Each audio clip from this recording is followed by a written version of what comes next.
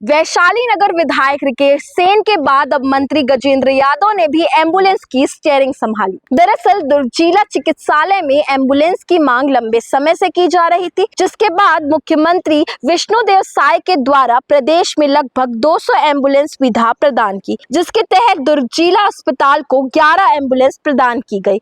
सुबह जैसे ही एम्बुलेंस जिला चिकित्सालय पहुंची, विधिवत मंत्री गजेंद्र यादव के द्वारा एम्बुलेंस की पूजा अर्चना की गई एवं सर्वप्रथम मंत्री गजेंद्र यादव ने एम्बुलेंस की स्टीयरिंग संभालकर ट्रायल लिया। उन्होंने बताया कि जिला अस्पताल में डॉक्टरों के द्वारा लगातार यह मांग की जा रही थी कि एम्बुलेंस की सीमित समस्या होने के कारण मरीजों को लाने ले जाने में तकलीफ होती है। इसके बाद सीएम विष्णुदेव साय ने मांग को पूरा करते हुए प्रदेश भारत के अस्पतालों को 200 एम्बुलेंस की सौगात दी गई। वहीं दुर्ग जिले के हिस्से में 11 एम्बुलेंस आई।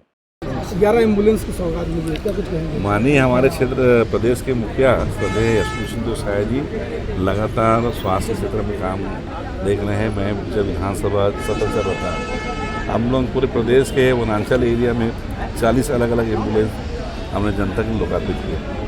आज कल माननीय मुख्यमंत्री जी ने लगभग 200 के आसपास एम्बुलेंस पूरे प्रदेश को दिया और दुर्ग को 11 एम्बुलेंस मिला। ये 11 एम्बुलेंस से दुर्ग जिले के सभी मरीजों को बहुत आवागमन की सुविधा होगी। इमरजेंसी काल में वो ये सब एम्बुलेंस को सेवा के लिए पहुंच जाएगा।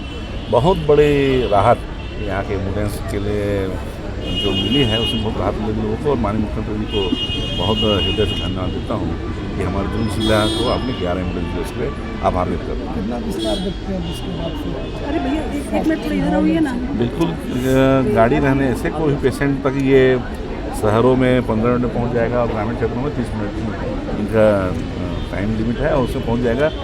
मरीजों को तत्काल राहत इसमें मिलेगा। टीटी को लेकर क्या कहेंगे? विचार कर रहे हैं कुछ अच्छा हो।